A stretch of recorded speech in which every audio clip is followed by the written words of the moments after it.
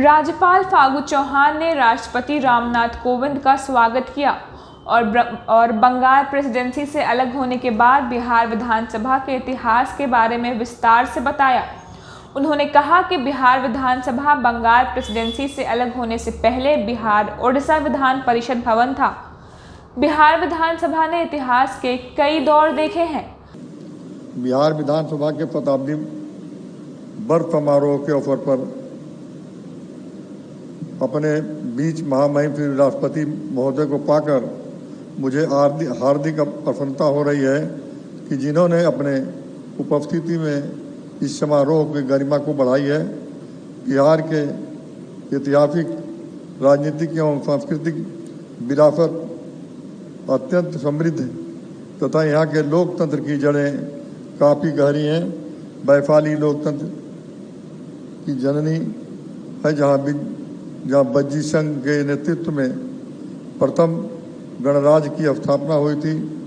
22 मार्च 1912 को बंगाल प्रेसिडेंसी के अलग करके बिहार एवं उड़ीसा को मिलाकर एक पृथक राज्य की स्थापना की गई, जिसका मुख्यालय पटना निर्धारित किया गया। इस राज्य के अस्तित्व के आने पर इसके विधायी कार्य एवं संचालन हेतु गठित विधायी परिषद एवं इसके सचिवालय के लिए एक नए भवन की निर्माण कराया गया, जो वर्तमान में बिहार विधानसभा का मुख्य भवन है तथा इसके 100 वर्ष के पूरे होने के उपलक्ष्य में यह समारोह आयोजित किया जा रहा है। बिहार विधानसभा के लोकतंत्र की मजबूत करने की महत्वपूर्ण भूमिका निभाई है तथा अपनी लंबी यात्रा में इसने लोकतांत्रिक सिद्धांतों, परंपराओं एवं मर्यादाओं का सफलतापूर्वक निर्वहन किया है।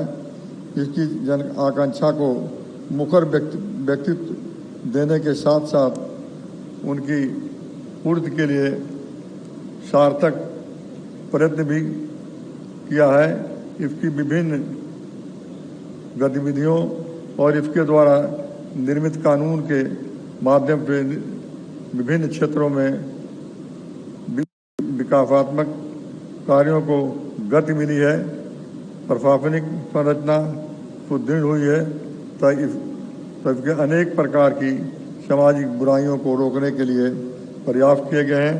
मैं विश्वासपूर्वक कह सकता हूं कि बिहार विधानसभा ने सामाजिक, आर्थिक और राजनीतिक परिवर्तन के वाहक के रूप में उत्कृष्ट और प्रभावशाली भूमिका निभाई है। प्राचीन काल में लिच्छवी, कपिलवस्तु, कुशीनगर, समाग्राम, बिफली, सुपता, शिथिला, कोलांगा आदि गणराज्यों के प्रतिनिधिमूलक राज की व्यवस्था थी, जिसकी संचालन सभा समितियों और गणपति के माध्यम से हुआ करता था।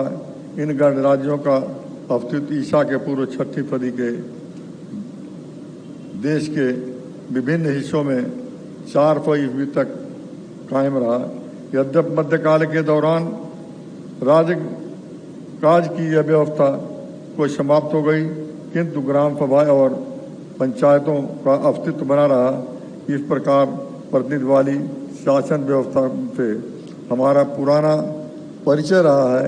हमारे संविधान निर्माताओं ने लंबी बहस के बाद भारत के लिए संसदीय प्रणाली को अंगीकार किया था, जो प्रकारांतर से गणराज्यों की प्रतिनिधिमूलक राज की व्यवस्था का अभिव्यक्ति है।